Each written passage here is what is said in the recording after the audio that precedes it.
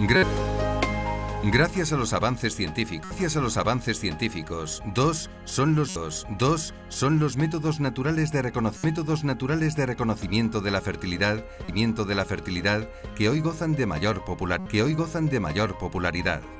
El Billings, o método de la ovulación, y el sintotérmico. Elegir uno u otro depende de la situación de cada persona. Empecemos por el más sencillo. Este método se llama método Billings o método del moco cervical. Puede ser aprendido por cualquier mujer en cualquier parte del mundo, con que tenga una cultura básica. Cuando digo básica es que no necesita que sepa ni leer ni escribir.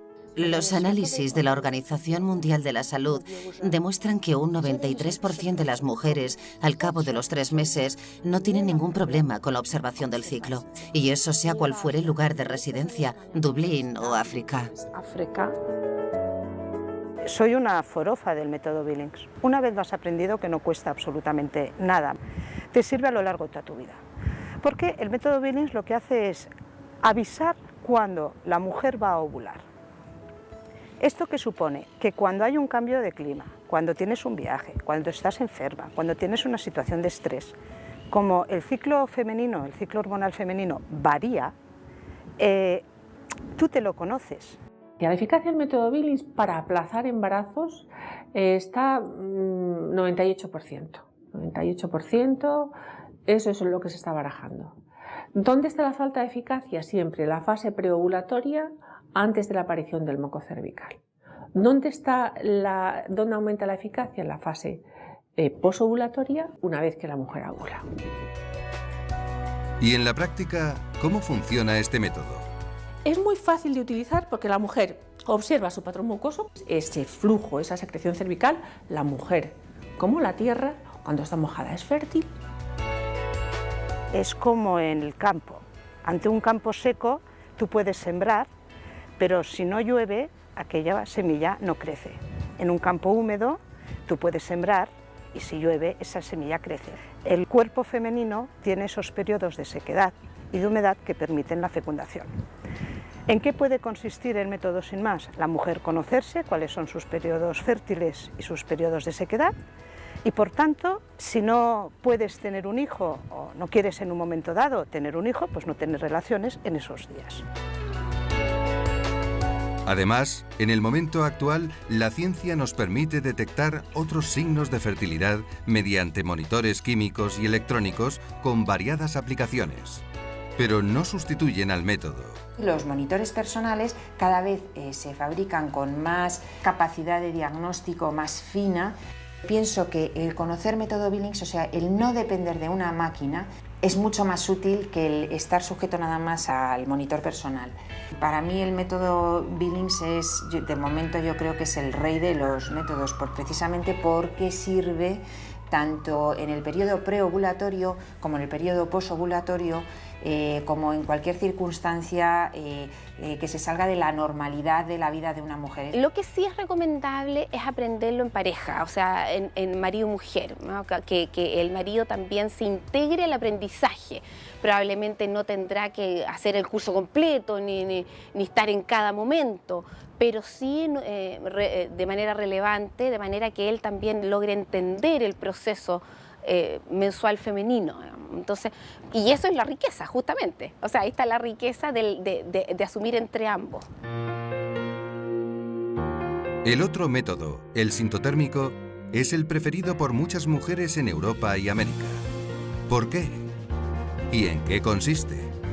El método sintotérmico es el método que promueve la Organización Mundial de la Salud y es el método que tiene 2 indicadores básicos de fertilidad humana, que son el moco cervical y la temperatura basal. Yo creo que lo mejor es el método sintotérmico, que es el que combina el método Billings con otra serie de síntomas y signos que se pueden aprender a interpretar, como es la palpación cervical, la temperatura basal, por supuesto también las fechas y del calendario, todo eso complementado con el método Billings. El método sintotérmico lo que nos va a dar es otro parámetro clínico, es decir, la temperatura. Temperatura, la mujer cuando ovula, cuando rompe el óvulo, la temperatura del cuerpo de la mujer sube.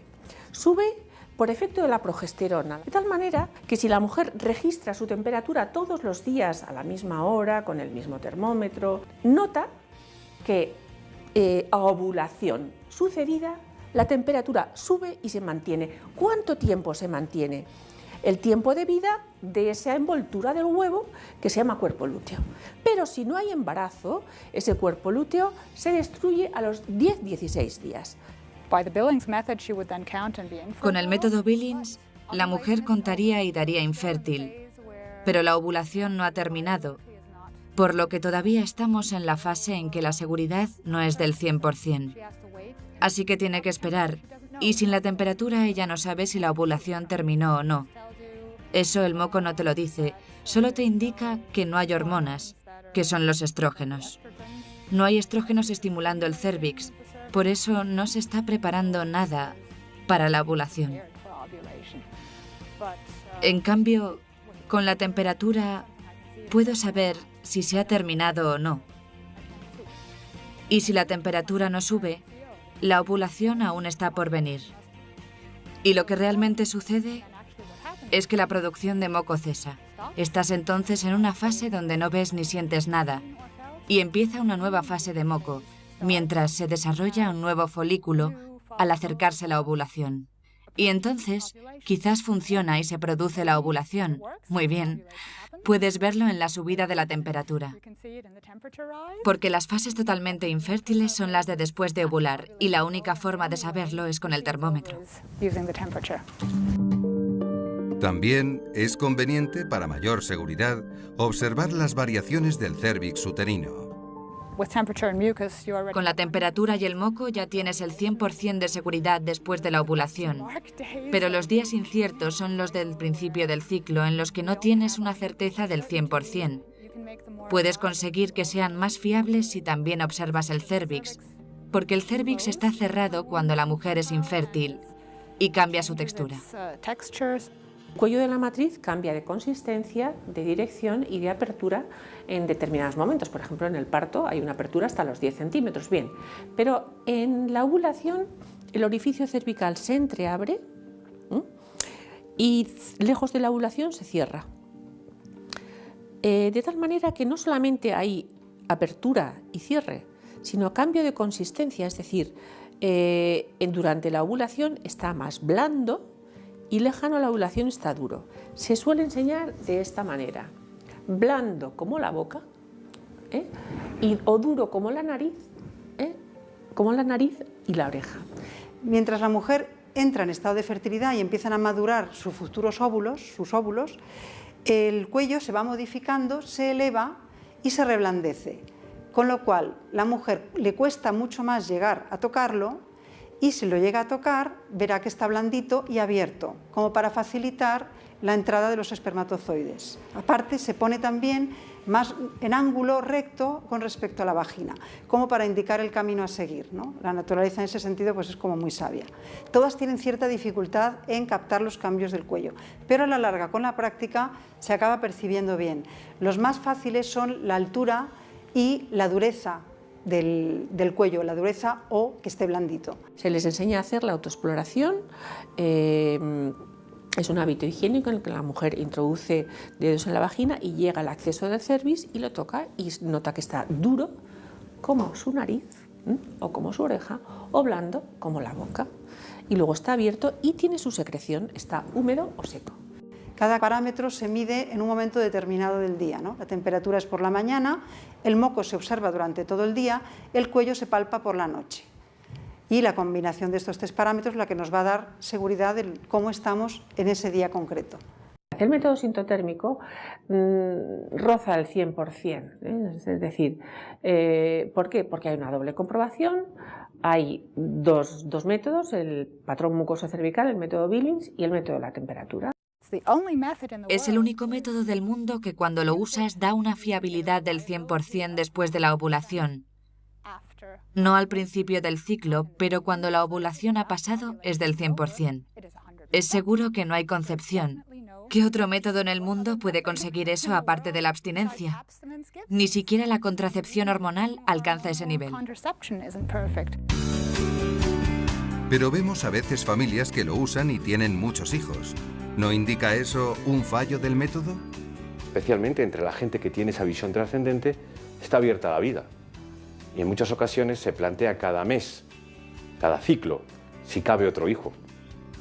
Y es en la propia relación cuando dicen, pues mira, hoy vamos a tener relaciones porque si viene otro hijo, pues a su casa viene. Y eso muchas veces no se considera como fracaso del método, cuando es una decisión madura, es una decisión seria de aceptar que venga otro hijo a la familia. La enseñanza es clave. Después de seguir un curso con un especialista, ¿es difícil aplicar el método? No, a ver, al final para el usuario es muy sencillo. Yo lo que hago, mi parte, la parte que me toca, es yo por la noche apunto en una gráfica el resultado del resto del día. Que eso me lo transmite mi mujer, que le han enseñado en el mismo curso que a mí, lo que tengo que apuntar.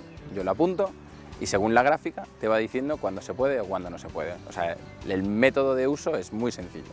El tiempo que puedes dedicar a rellenar la gráfica puede variar entre 10, 12 segundos, según el boli que uses. Puedes usar este método sintotérmico que es muy moderno, muy científico. Está basado en investigación científica en miles de mujeres y parejas, seguidas por especialistas médicos. Su eficacia es la misma que los otros métodos, los métodos contraceptivos, pero por encima de eso es además bueno. Es bueno para mi vida matrimonial, es bueno para mi esposa en lo relativo a su salud, también para la salud de los hijos e indirectamente para mi propia salud. Y sobre todo, es bueno para el matrimonio.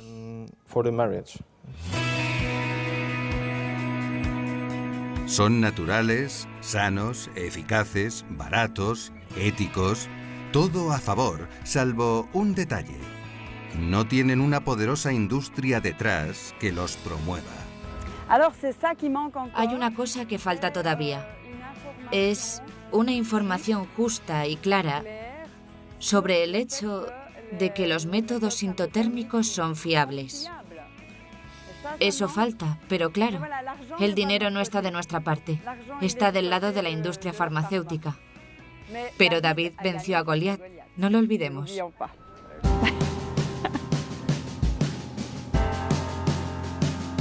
Millones de personas adoptarían los métodos naturales si los conocieran. Eso requiere informar y formar. También el ideal ecológico exigió grandes esfuerzos. Pero, ¿acaso no ha acabado triunfando?